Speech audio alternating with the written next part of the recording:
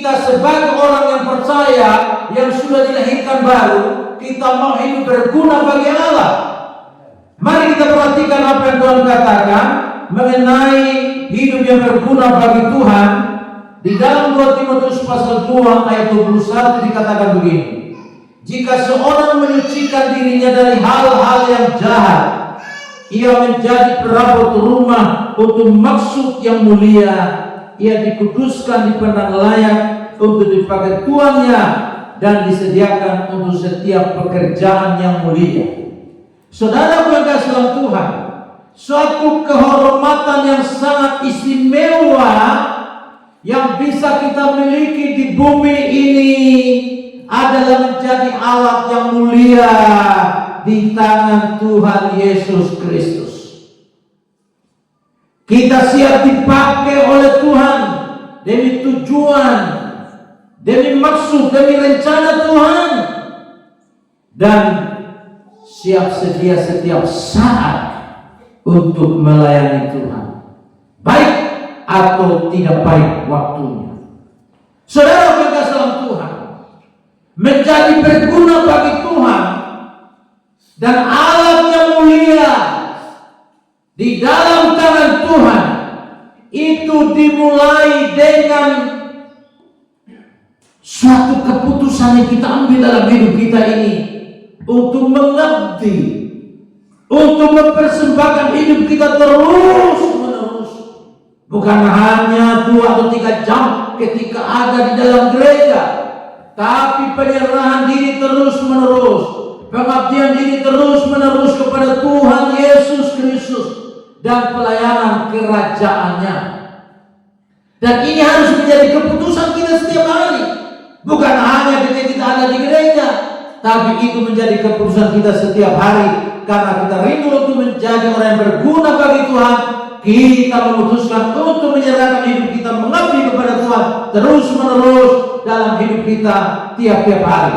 Saudara-saudara yang kasih Tuhan, kita akan belajar bagaimana hidup yang bisa berguna bagi Tuhan sesuai dengan apa yang dikatakan dalam firman Tuhan tadi.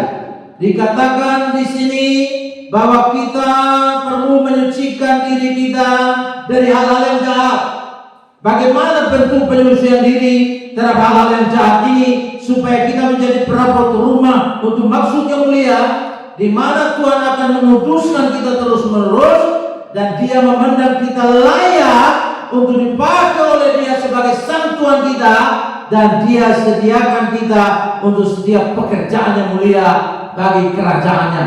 Saudara-saudara, kita perhatikan bagaimana orang yang menyucikan diri yang dipakai oleh Tuhan bagi kerajaan Allah.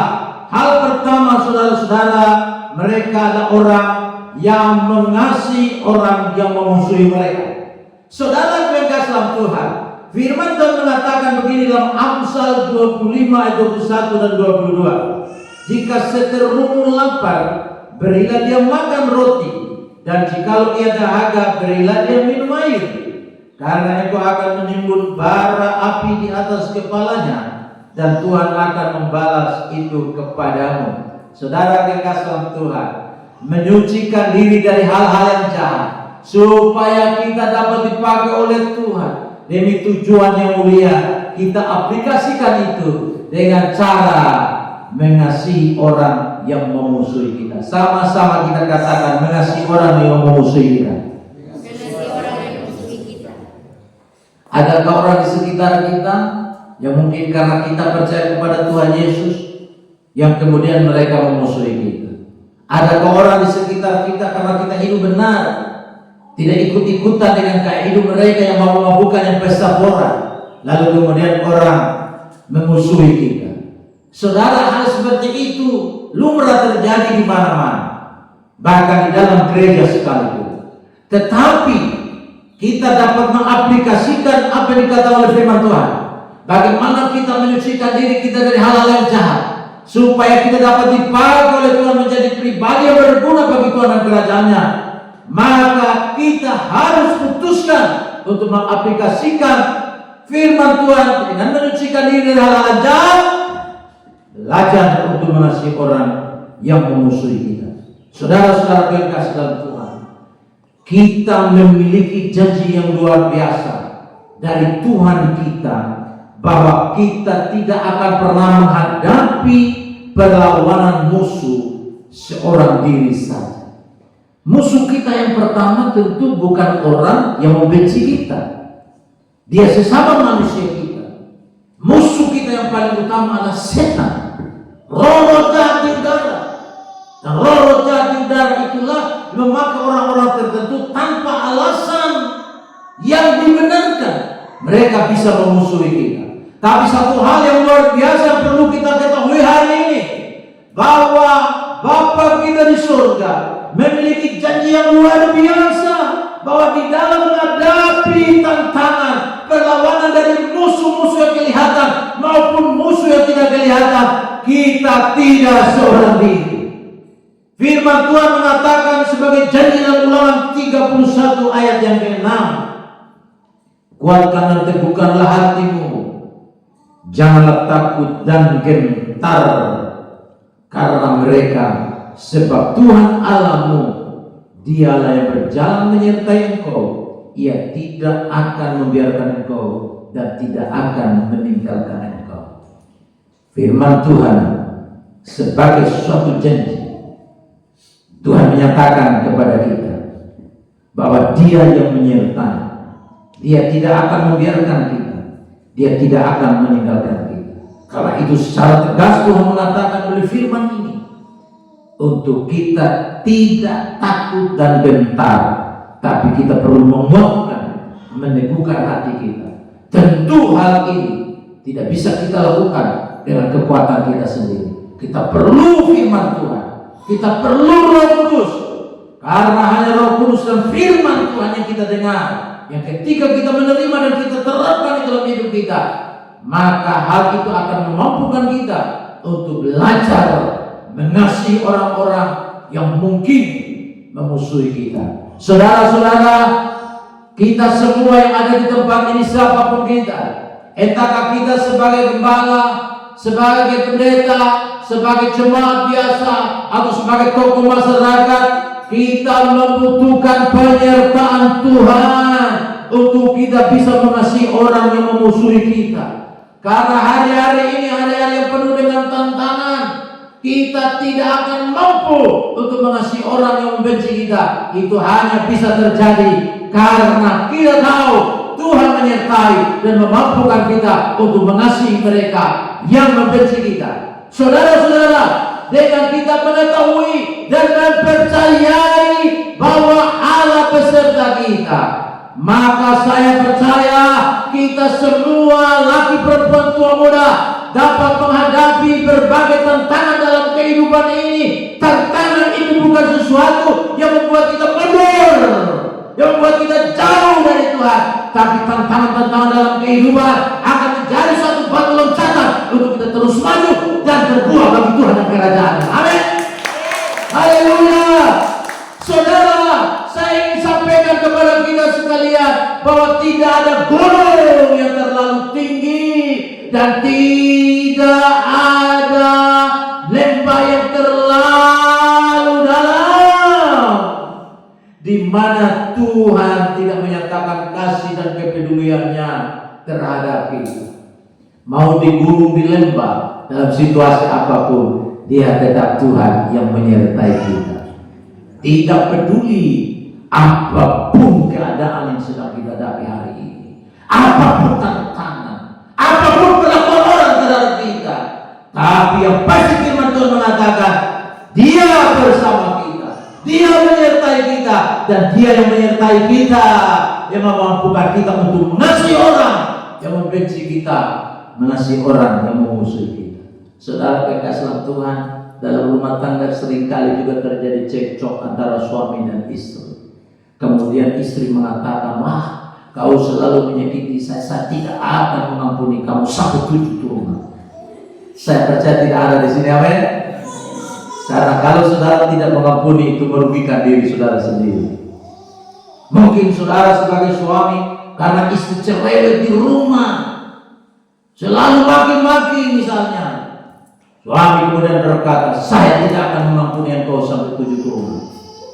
Saya sampaikan kepada kita, kalau kita memiliki sikap yang demikian, itu berarti kita tidak mempraktekkan bagaimana mengasihi musuh. Istri bukan musuh sebenarnya, hanya berbeda pendapat saja. Suami bukan musuh kita, hanya berbeda pendapat saja. Tapi kita sudah sampai mengatakan kita tidak mengampuni. Saya sampaikan kepada kita pada kesempatan ini, kalau kita tidak mengampuni, yang rugi bukan orang yang kita benci itu, yang rugi adalah kita secara rohani. Kenapa saudara-saudara?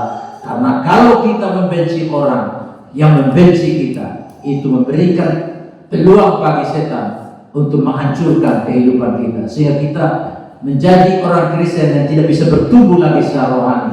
Itu sebabnya melalui kebenaran firman Tuhan, dengan mengasihi orang yang memusuhi kita, itu berarti kita siap sedia menyucikan diri kita dari hal yang jahat. Kita menerapkan suatu sikap iman yang tegas untuk mengalahkan kejahatan dengan kebaikan. Amin. Kita tidak mampu melakukan kekuatan sendiri, tapi kita percaya dengan kita menyerahkan diri kepada Tuhan, Tuhan akan memampukan kita untuk melakukannya. Dengan kita mempercayai penyertaan Tuhan, kita akan dimampukan untuk mengasihi orang-orang yang memusuhi kita. Dan inilah cara yang Tuhan sampaikan kepada kita, menyucikan diri kita dari hal-hal yang jahat, supaya kita dapat dipakai oleh Tuhan menjadi alat yang mulia bagi kerajaannya. Yang kedua, saudara-saudara, mengawasi lidah. Sama-sama kita katakan mengawasi lidah. Siapa di sini yang masih suka maki-maki? Suami salah sedikit banyak. Siapa?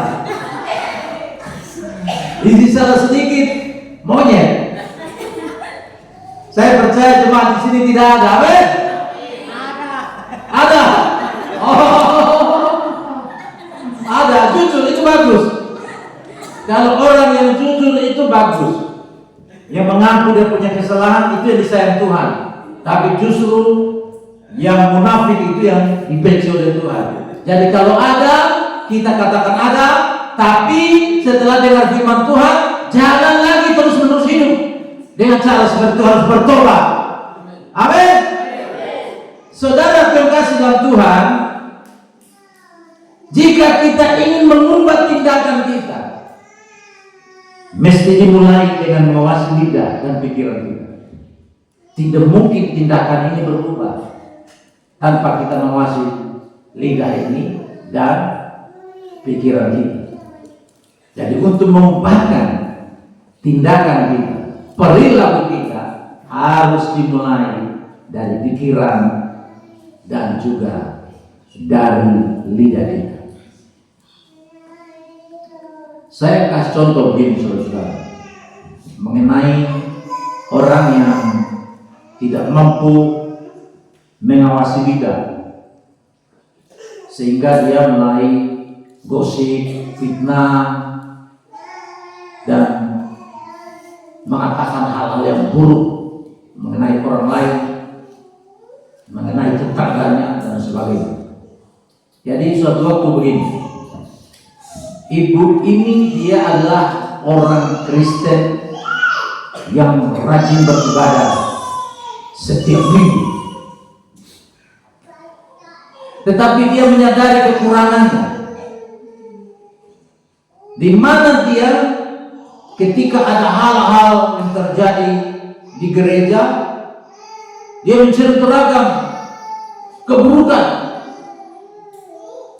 Bahkan dia bisa menciptakan kata-kata dalam bentuk fitnahan yang sebenarnya orang tidak lakukan, dan itu merugikan bagi orang yang dia fitnah, yang dia gosip.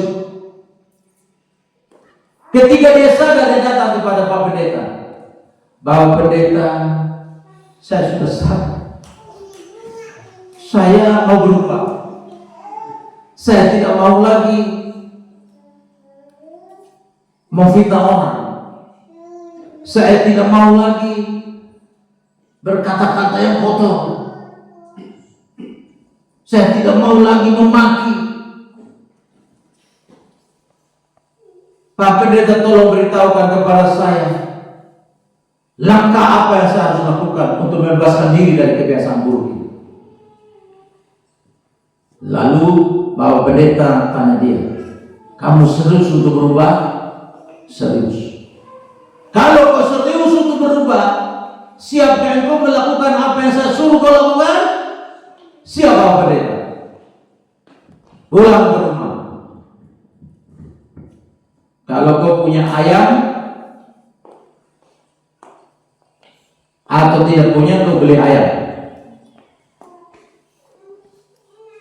Dia katakan dia punya ayam. Oke, kalau begitu bagus, dia perlu beli. Lalu apa yang saya lakukan dengan ayam ini Pak Pendeta? Begini, kau cabut bulu ayam itu seluruhnya. Terus siapa-siapa yang engkau pernah berkata buruk, berkata kotor, pernah fitnah, taruh satu-satu di rumah mereka. Setelah itu engkau kembali kepada saya dan memberitahu bahwa engkau jujur melakukan apa yang saya suruh. Karena dia mau berubah, saudara-saudara, betul-betul dia lakukan. Cabut itu bulu ayam. Tetangga yang dekat, yang jauh, yang pernah dia berkata-kata kotor, pernah dia fitnah, dia taruh itu bulu ayam semua. Sesudah itu dia dengan langkah tegak pergi kepada Bapak Pendeta, lalu beritahu, Bapak Pendeta, saya sudah melakukan apa yang Bapak Pendeta perintahkan karena saya sungguh-sungguh ingin berubah. Lalu Pak Pendeta, luar biasa, kau sudah melakukan. Masih ada hal yang kedua yang kau lakukan. Pergi kembali, ambil itu bulu-bulu ayam, datang ke saya. Ternyata saudara-saudara, bulu ayam sudah pergi, tidak ada lagi karena sudah diterbangkan oleh angin. Lalu Pak Pendeta mengatakan, seperti itulah ketika kau mengatakan perkataan kotor, sudah menyakiti orang dengan kata-kata kotor dan kata-kata menggiring kamu.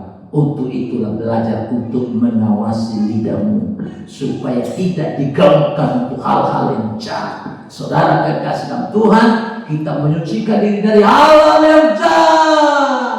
Kita aplikasikan dengan mengawasi lidah kita supaya kita dapat dipakai oleh Tuhan untuk tujuannya yang mulia. Kita tidak pakai mulut kita untuk berkata kotor, tapi kita pakai mulut kita untuk memuji Tuhan. Kita pakai mulut kita untuk memberitakan kabar baik. Kita pakai mulut kita untuk bersaksi. Kita pakai mulut kita untuk membangun orang. Saudara-saudara yang kasih, dikatakan dalam 2 Timotius pasal 2 ayat 16, tetapi hindarilah omongan yang kosong dan yang tak suci, yang hanya menambah kefasikan. Jelas firman Tuhan mengatakan, kalau kita terlibat dalam omongan yang kosong, yang tak suci, itu semua hanya menambah kefasikan, menambah kejahatan. Itu sebabnya kalau kita mau menyucikan diri kita dari hal-hal yang jahat, supaya hidup kita berguna bagi Tuhan, bagi kerajaannya, kita harus menghindari omongan yang kosong, omongan yang tidak suci itu. Saudara, di dalam Efesus pasal 4 ayat 29 dikatakan begini, janganlah ada perkataan kotor keluar dari mulutmu, tetapi pakailah perkataan yang baik untuk membangun di mana perlu, supaya mereka yang mendengarnya beroleh kasih karunia. Bapak Ibu Saudara yang dikasihi Tuhan, ayat firman Tuhan ini luar biasa. Saya sebagai seorang hamba Tuhan, sebagai seorang pendeta, seringkali juga saya kepleset lidah saya, dan kata-kata saya juga bisa melukai istri, melukai anak-anak, dan melukai teman-teman pendeta yang lain mungkin. Tapi melalui kebenaran firman Tuhan ini, Tuhan mengatakan supaya kita tidak menggemarkan lidah kita ini untuk mengatakan perkataan-perkataan yang kotor, Tetapi Tuhan mau supaya kita pakai bibir mulut kita ini untuk mengatakan perkataan yang baik, untuk membangun. Itu yang diperlukan oleh orang-orang yang mendengarnya. Seketika mereka mendengar perkataan yang membangun itu, maka mereka akan memperoleh kasih karunia dari Tuhan. Ini yang dasar yang Tuhan katakan kepada kita. Saudara, suatu waktu ada seorang bapak. Dia mengatakan kepada istrinya, karena dia begitu marah, lalu dia mengatakan istrinya, dia mengatakan, kau ini babi. Masa saya baru pulang, kau tidak peduli dengan saya. Saya sudah lapar, tidak ada makanan yang kau masak supaya saya makan. Sama seperti babi saya. Saudara yang kasih dalam Tuhan. Lalu istrinya kemudian balas, oh ya, jadi kau bilang saya babi. Jadi yang selama ini yang kau tiduri di ranjang itu, kau tidur dengan babi. Hah?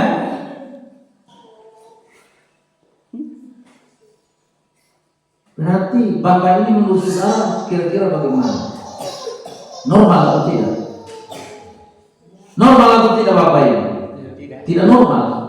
Karena selama ini dia tidur satu ranjang dengan babi. Hanya babi dengan babi yang bisa satu kandang. Yang dia peluk, yang dia tiduri selama ini babi ya. Bagaimana Bapak Ibu? Jadi firman Tuhan mengatakan supaya kita jangan mengembangkan lidah kita untuk mengatakan perkataan-perkataan yang kotor. Semua itu tidak bisa membangun, tapi justru kita harus gunakan untuk membangun.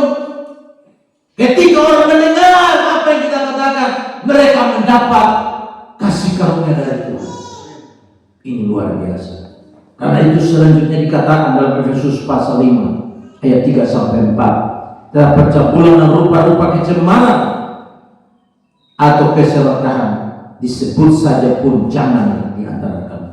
Disebut saja jangan, sebagaimana sepatutnya bagi orang-orang lurus. Demikian juga perkataan yang kotor, yang kosong, atau yang sembrono, karena hal-hal ini tidak pantas. Tetapi sebaliknya ucapkanlah syukur. Tuhan mau saudara kita semua yang ada di tempat ini, kalau kita ingin menjadi pribadi-pribadi yang berguna, yang dipakai Tuhan untuk menjadi alat kemuliaan dalam tangan Tuhan, kita harus mengawasi lidah kita supaya kita tidak mengatakan perkataan yang kosong, yang sembrono. Semua hal yang tidak pantas itu kita tidak mengucapkan, tapi yang kita lakukan ialah membangun orang, mengucap syukur kepada Tuhan untuk perbuatan Tuhan yang ajaib yang kita terima dalam diri kita, yang membimbing kita, yang menyertai kita. Saudara yang kasih Tuhan, ayat selanjutnya dikatakan dalam Yakobus pasal 1 ayat 26. Jika ada seorang menganggap dirinya beribadah, tetapi tidak menekan lidahnya, ia menipu dirinya sendiri, maka sia-sia ibadahnya. Firman Tuhan secara tegas mengatakan bahwa kalau kita mengatakan diri kita ini orang yang beribadah, karena kita menghadiri pertemuan ibadah seperti yang berlangsung pada hari ini, kita menghadiri ibadah kategorial seperti ibadah wanita, ibadah anak, ibadah pemuda, ibadah rumah tangga. Kita begitu rajin menghadiri pertemuan ibadah dan kita menganggap diri kita orang yang beribadah. Dan firman Tuhan mengatakan kalau kita tidak bisa mengawasi lidah kita, kalau kita tidak bisa menekan lidah kita terlibat dalam mengembangkan lidah, mengatakan perkataan-perkataan yang kotor, yang memaki, yang memfitnah, yang mengutuk orang. Alkitab berkata kita sedang menipu diri kita sendiri, dan orang yang seperti ini ibadahnya menjadi sia-sia di hadapan Tuhan. Karena itu Bapak Ibu Saudara, saya percaya melalui kebenaran firman Tuhan menegaskan supaya semua jemaat di tempat ini mau menyucikan diri supaya Tuhan pakai menjadi alat kemuliaan dengan cara mengawasi lidah kita untuk tidak terlibat dalam mengatakan perkataan-perkataan yang kotor, tetapi yang perlu kita kembangkan lidah kita membangun, mengucap syukur kepada Tuhan. Kemudian yang ketiga, saudara-saudara, ada 4 poin yang saya mau bagikan pada kesempatan ini bagi jemaat di tempat ini. Yang ketiga, menghindari pertengkaran. Sama-sama katakan menghindari pertengkaran. Pernah bertengkar atau tidak, saudara-saudara? Pernah ya? Saya juga pernah. Namanya kita manusia ya. Kita jujur saja di hadapan Tuhan ya. Kita mengakui kekurangan, keterbatasan kita. Kemudian demi kebenaran firman Tuhan, Tuhan mau supaya kita menyucikan diri kita dari hal-hal yang jahat itu dengan menghindari pertengkaran. Amsal 25 ayat 24 mengatakan begini: lebih baik tinggal pada sudut suatu rumah daripada diam serumah dengan perempuan yang suka bertengkar. Jadi firman Tuhan menegaskan bahwa kalau seorang istri sukanya bertengkar, maka suami harus naik ke sudut soto. Apa artinya ini bagi kita, saudara-saudara? Ini bahasa simbolik ini. Bukan berarti suami naik ke sana dan istri dari bawah, ayo segera turun ya. Kalau kita turun saja bertahu.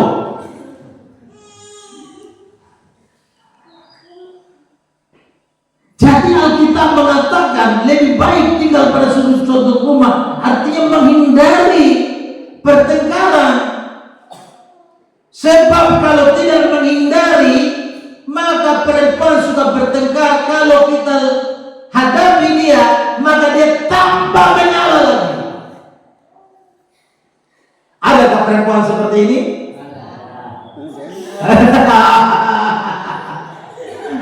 Kemudian adakah laki-laki seperti ini? Semua sama ya. Jadi melalui firman Tuhan, saudara-saudara, kita menyucikan diri kita dari hal-hal yang jahat. Kita lakukan itu dengan cara menghindari pertengkaran.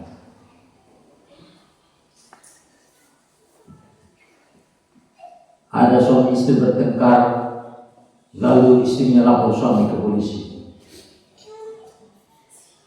Ada istrinya karena lebih kuat daripada suaminya, istrinya pernah melakukan latihan bela diri, kakinya langsung kena di mulut suaminya berdarah, saudara-saudara.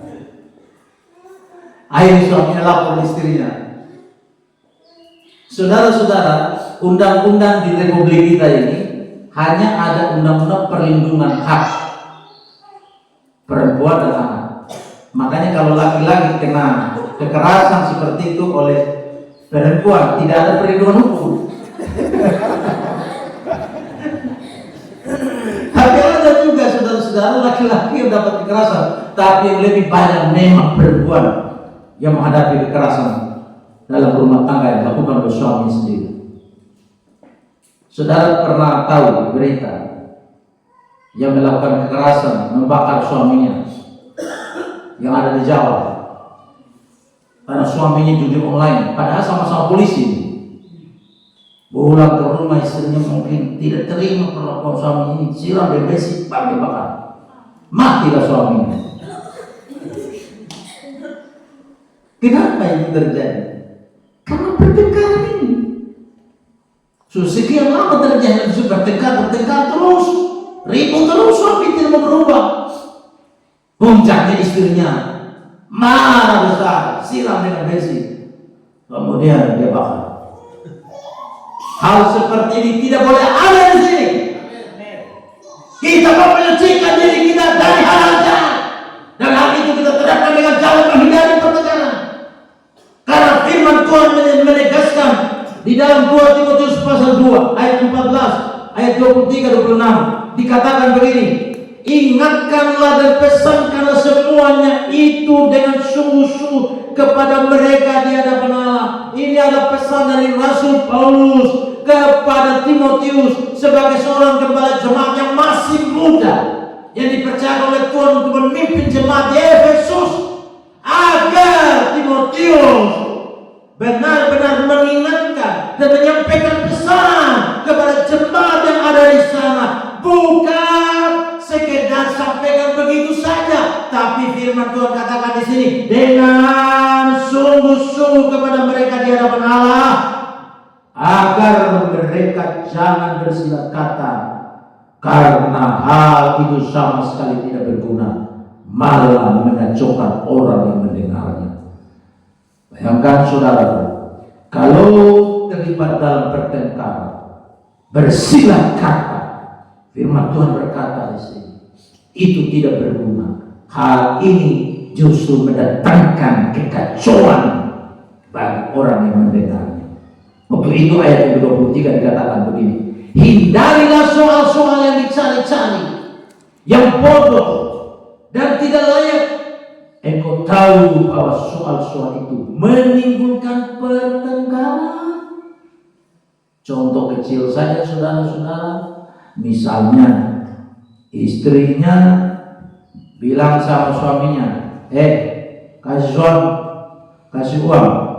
Suaminya kasih uang 20.000, tapi kebutuhannya 100. Istri bilang, kenapa kau kasih 20 saja? Ini tidak memenuhi kebutuhannya. Suami kemudian mendengar hal ini, bukannya kau berterima kasih untuk uang yang ada, yang memang saya punya uang hanya 20.000 saja. Pakai dulu uang itu belanjakan yang bisa dibelanjakan.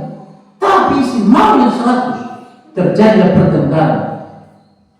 Saudara, akhirnya suaminya karena emosi, dia pupak istrinya. Dia jadikan istrinya sebagai lawan tinjunya. Dia jadi Mike Tyson, lalu istrinya jadi Holyfield. Terjadilah baku pukul di dalam rumah. Dimulai dari hal sepele saja. Karena itulah firman Tuhan mengatakan, hindari soal yang dicari-cari, yang bodoh yang tidak layak, karena itu menimbulkan pertengkaran. Sedang seorang hamba Tuhan tidak boleh bertengkar, tapi harus ramah terhadap semua orang. Dia harus sangat mengajar sabar, dan dengan lemah lembut dapat menuntun orang-orang yang suka melawan, sebab mungkin Tuhan memberikan kesempatan kepada mereka untuk bertobat dan memimpin mereka sehingga mereka mengenal kebenaran, dan dengan demikian mereka menjadi sadar kembali karena terlepas dari jerat iblis yang telah mengikat mereka pada kehendaknya. Ternyata saudara, dalam pertengkaran yang terjadi dalam rumah tangga, ada setan di balik itu yang mengikat orang-orang itu melakukan kehendak setan. Dengan tujuan untuk apa? Dengan tujuan untuk mendatangkan kekacauan dalam rumah tangga itu. Karena memang setan selalu bikin kekacauan, karena setan itu adalah setan yang datang dengan tujuan untuk mencuri, membunuh, membinasakan, dan mengacaukan. Hanya Tuhan yang datang untuk berhidup dan memberi dalam segala kelimpahan, yang memberikan damai sejahtera kepada kita. Karena itu Tuhan Yesus disebut sebagai Raja Damai. Kemudian yang terakhir, saudara-saudara berkasih Tuhan, yang terakhir, membawa kabar baik. Sama-sama katakan membawa kabar baik.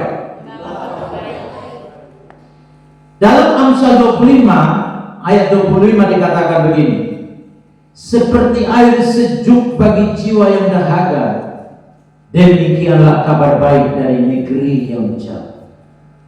Saudara yang kasih dalam Tuhan, kalau kita mau hidup kita ini berguna bagi Tuhan, kita harus menyucikan diri kita dari hal-hal yang jahat,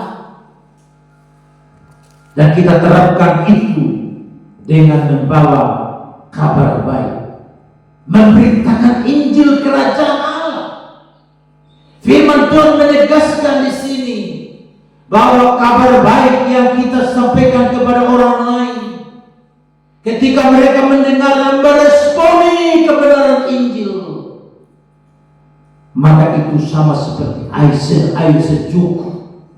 Saya percaya saudara, kalau kita sedang haus, lalu kita mendapatkan air sejuk, kita minum itu, kita dapat merasakan suatu suasana yang sangat enak dalam diri kita. Kita merasa kepuasan yang begitu luar biasa ketika kita dalam keadaan haus, lalu kita mendapat air yang sejuk, kita minum. Wah, melegakan sekali bagi diri kita sendiri. Firman Tuhan mengatakan, seseorang yang ketika dia mendengar kabar baik, maka itu bagaikan air sejuk bagi jiwa yang dahaga. Demikianlah kabar baik dari negeri yang jauh. Saya ingin sampaikan kepada kita sekalian bahwa kita masing-masing ada di tempat ini berguna bagi Tuhan. Tidak ada yang tidak berguna. Kita semua berguna bagi Tuhan. Dan karena itu saudara, kita harus menyucikan diri kita dari hal-hal yang jahat. Dan kita memberi diri kita untuk dipakai Tuhan. Pergi kemana kita memberitakan kabar baik ini.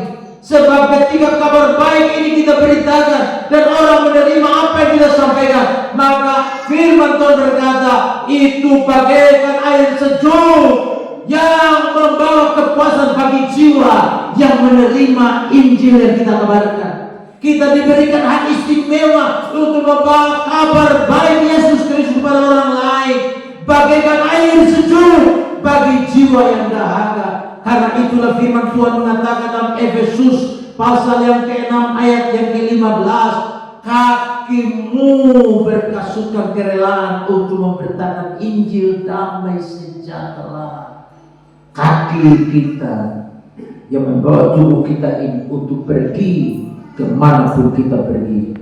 Dan ketika kita menggunakan kesempatan Tuhan berikan kepada kita untuk memberitakan kabar baik, kita berkasutkan kerelaan di dalam diri kita ini untuk memberitakan kabar baik ini. Ketika orang mendengar apa yang kita sampaikan, maka itu bagaikan air sejuk bagi jiwa mereka dan memuaskan dahaga mereka.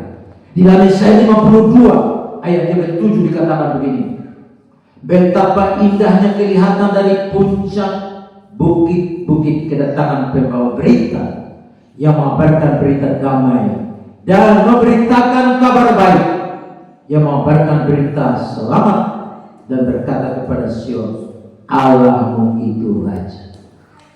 Saudara, firman Tuhan delegasi, kaki kita berkasutkan kerelaan memberitakan Injil. Dan ketika kita pergi untuk melakukannya, maka firman Tuhan mengatakan betapa indahnya kelihatan dari puncak bukit-bukit. Dari tempat ini, yang bukit ini, saudara jalan turun ke sana, pergi menemui seseorang yang ada dalam kesulitan. Saudara memberitakan kabar baik, maka kabar baik yang mereka terima bagaikan air sejuk yang memuaskan dahaga jiwa, seperti air yang sejuk. Tuhan menggambarkan itu, sehingga dalam Yesaya dikatakan betapa indah kelihatan dari puncak bukit kedatangan pembawa berita. Berita apa yang kita bawa? Berita damai sejahtera, kabar baik yang mengabarkan berita selamat, yang menyatakan di dalam pemberitaan kita bahwa Allah kita puji, kita sembah, Dia adalah Raja atas segala raja, Tuhan atas segala yang dipertuhan. Dan kita memberitakan kepada orang-orang yang mendengar apa yang kita beritakan, untuk mereka mempersembahkan hidup mereka untuk ada di bawah pemerintahan Dia sebagai Raja. Maka orang-orang seperti ini menikmati kesejukan air sejuk dari kabar baik yang kita beritakan kepada mereka, memuaskan dahaga mereka, membawa keselamatan, membawa hidup baru. Saudara-saudara yang kasih Tuhan, dalam kita memberitakan kabar baik atau memberitakan Injil, Roh Kudus melakukan 4 hal. Pertama, Roh Kudus membuat keselamatan menjadi kenyataan pribadi bagi orang-orang yang menerima Injil sebagai kabar baik. Saat Injil kita beritakan, saat kabar baik ini kita kabarkan kepada orang-orang dan mereka menerima kabar baik, maka di dalam proses itu Roh Kudus bekerja dan membuat keselamatan yang kita beritakan kepada mereka menjadi kenyataan pribadi, menjadi pengalaman pribadi bagi mereka yang menerima kabar baik dari Yesus Kristus Tuhan. Karena itulah Paulus mengatakan di dalam Roma pasal 1 ayat 16, aku mempunyai keyakinan yang pokok dalam Injil. Karena Injil adalah kekuatan Allah yang menyelamatkan setiap orang yang percaya, pertama-tama orang Yahudi, tetapi juga orang Yunani. Dalam terjemahan lama dikatakan begini, karena tiadalah aku berasa malu mengaku Injil itu. Kenapa Paulus tidak malu memberitakan kabar baik ini?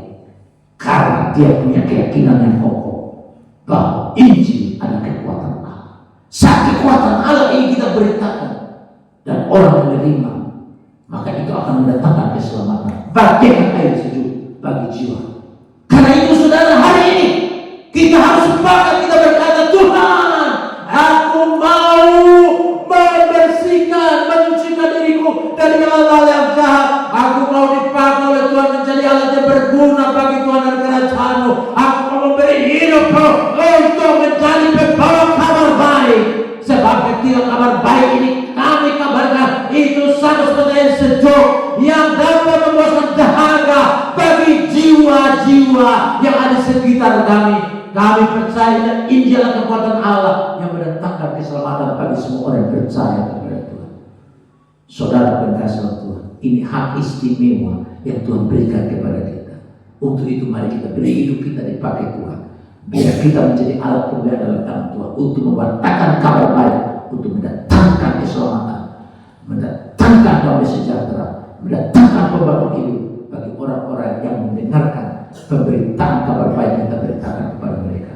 Siap kalau saudara dipakai oleh Tuhan menjadi pembawa kabar baik? Siap? Saya percaya semua yang ada di tempat, laki perempuan termasuk anak-anak, Tuhan mau pakai saudara menjadi alat kemuliaan. Saya percaya menjemaat di tempat ini akan terjadi suatu ledakan kebangunan rohani, akan terjadi suatu ledakan jiwa-jiwa yang dibawa kepada Tuhan dalam pertobatan. Karena saudara mau membersihkan diri dari hal-hal yang jahat dan memberi hidup saudara dipakai Tuhan untuk membawa kabar baik. Ketika kabar baik kita lakukan, maka hal pertama ini yang akan dilakukan oleh Roh Kudus. Roh Kudus akan membuat keselamatan menjadi kenyataan, menjadi suatu pengalaman pribadi bagi orang yang mendengar. Kemudian yang kedua, Roh Kudus memberdayakan orang percaya untuk hidup berkemenangan. Jadi Bapak Ibu Saudara, ketika kabar baik kita beritakan, ini menjadi alat anugerah yang luar biasa yang Tuhan berikan kepada kita. Karena dengan cara ini Tuhan memberdayakan kita orang percaya supaya kita hidup berkemenangan. Kita tidak lagi menjadi orang yang kalah, tapi kita adalah orang berkemenangan karena Kristus Tuhan kita yang menolong kita di dalam kita menyucikan diri dari hal-hal yang jahat, dan kita memberi diri dipakai Tuhan untuk membawa kabar baik. Maka Roh Kudus akan memberdayakan kita untuk hidup dalam kemenangan. Karena apa? Karena firman Tuhan yang kita pakai dalam pemberitaan, Alkitab menyebutnya sebagai senjata peperangan kita, dan tidak ada satu kuasa manapun yang bisa mengalahkan kuasa Tuhan. Kuasa Tuhan jauh lebih dahsyat dari kuasa apapun, dan bersama dengan Tuhan kita melakukan pekerjaan-pekerjaan yang luar biasa. Saudara-saudara, kemudian yang ketiga, Roh Kudus membangun karakter Kristiani untuk membantu orang percaya bertumbuh menuju kedewasaan rohani menjadi mirip seperti Yesus Kristus. Saat kita memberitakan kabar baik, Roh Kudus akan menolong supaya semua orang yang mendengarkan kebenaran Injil diberitakan akan terbentuk di dalam diri mereka suatu karakter Kristen untuk membantu kita supaya terus bertumbuh menjadi serupa segambar dengan Yesus Kristus. Visi Gereja PT Indonesia adalah menjadi seperti Yesus. Maka semua pendeta, semua jemaat dibawa bagaimana pada akhirnya kita akan mirip menjadi seperti Yesus. Kenapa? Karena kita mempelai perempuan, Yesus mempelai laki-laki. Saya mau tanya dulu kepada kita, ketika terjadi peneguhan atau pemberkatan nikah di sebuah gereja, laki-lakinya sudah pakai jas, pakai dasi, sudah siap, tapi perempuan yang masih kerja salah, kira-kira terjadikah pernikahan? Terjadi atau tidak? Pasti tidak terjadi. Demikian juga saudara, Yesus sudah siap datang dan kemuliaannya, tapi kita mempelai perempuan masih berkubang dalam dosa. Maka orang seperti ini tidak layak menjadi mempelai Yesus. Oleh karena itu saudara, ketika kabar baik diberitakan, Roh Kudus menolong kita untuk membangun karakter Kristiani baik dalam diri kita, demikian juga bagi orang mendengar, supaya terus bertumbuh dan dewasa mirip seperti Yesus Kristus. Dan yang keempat, Roh Kudus mengerjakan segala sesuatu untuk kebaikan. Inilah yang firman Tuhan katakan, saudara-saudara, kalau kita membersihkan diri kita, menyucikan diri kita dari hal-hal yang jahat, maka kita dapat menjadi pribadi-pribadi yang berguna bagi Tuhan, dipakai menjadi alat Tuhan. Ketika kita menerima firman Tuhan untuk kita terapkan dalam hidup kita dengan mengasihi musuh kita, mengawasi lidah kita agar tidak digemakan, menjadi alat kefasikan, menghindari pertengkaran, dan kemanapun kita pergi, kita menggunakan hak istimewa yang Tuhan berikan kepada kita untuk menuntun orang berdosa kepada pertobatan, mengenal kebenaran Kristus sehingga orang sadar dan mereka terlepas dari jerat iblis. Tadi dalam pendahuluan saya sudah sampaikan bahwa di tempat ini atau di desa ini ada laki-laki perempuan yang masih minum mabuk, dan rata-rata dari mereka yang melakukan itu adalah orang Kristen. Berarti saudara dan saya punya tanggung jawab untuk membawa kabar baik ini supaya orang bertobat dan tinggalkan itu dan hidup mereka berubah karena kuasa Tuhan yang bekerja melalui pemerintahan kita. Saya percaya Tuhan pakai saudara sekalian menjadi berguna bagi Tuhan dan kerajaannya. Amin. Berfirman Tuhan. Mari kita semua bangkit berdiri.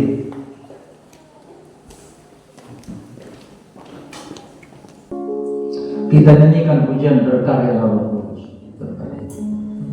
Berkaryalah Roh Kudus di sini. Berkaryalah dengan kuasa-Mu. Roh Kudus di sini. Amin. Berkaryalah dengan kuasa-Mu. Nyamalah kami,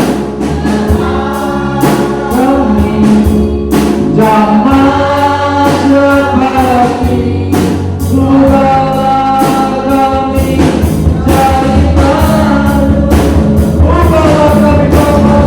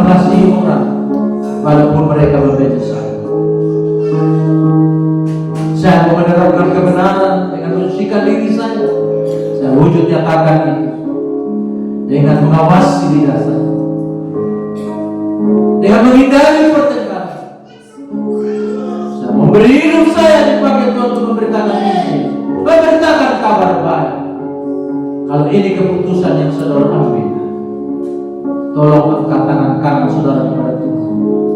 Taruh tangan kiri saudara di dada saudara. Kita nyanyikan pujian ini sebagai lagu doa kita. Berkarya Roh Kudus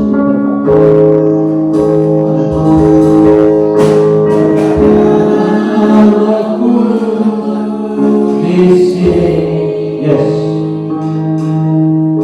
Berkaryalah dengan kuasa, berkaryalah Roh Kudus di sini. Berkaryalah dengan kuasa.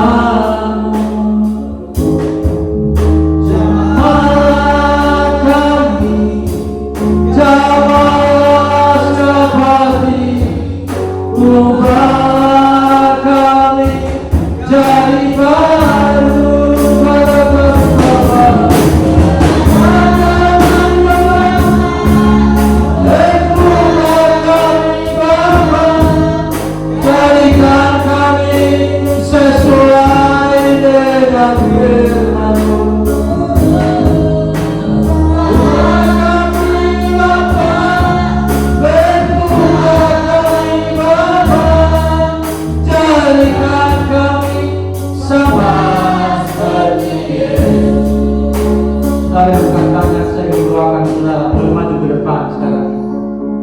Biar kami doakan saudara satu persatu orang.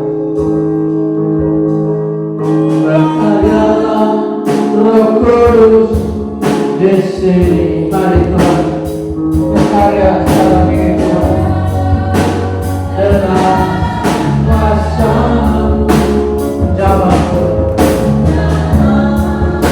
Terus kita nama Masedio. Hatta makasih Roh Kudus. Itu bisa dirohor kami Bapa, jadikan kami sama seperti Yesus. Ubahlah kami Bapa.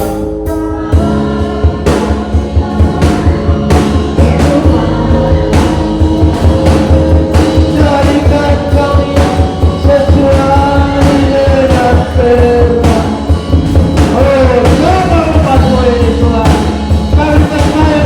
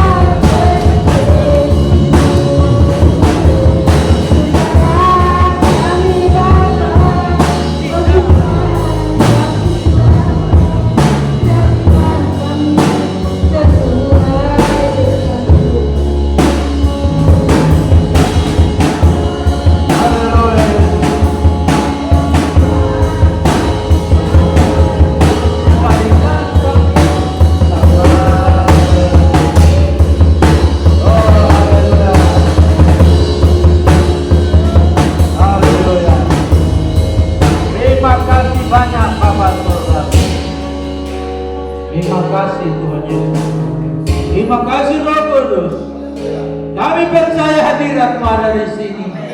Dan kami berdoa supaya hadirat-Mu bukan dinyatakan saat ini, tapi terus menerus dalam hidup kami yang sudah menyerahkan diri, dipakai Tuhan menjadi alat yang berguna. Kami percaya jemaat di tempat ini, mereka akan menjadi jemaat yang dapat dipakai Tuhan. Mereka berkobar-kobar dalam melayani Tuhan untuk memberitakan kabar baik sebagai tanggung jawab Tuhan percayakan.